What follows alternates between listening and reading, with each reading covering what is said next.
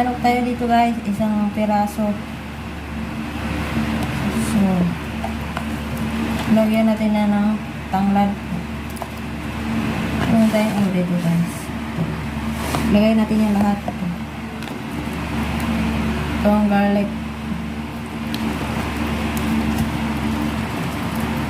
Ano siya kaya ito? Hala, hindi siya kasya guys. Pagkauna pala yung tanglad. Sibuyas.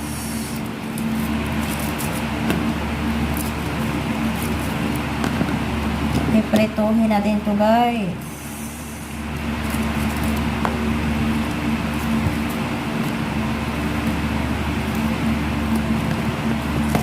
Ito pa. Ang lagyan natin para lechon.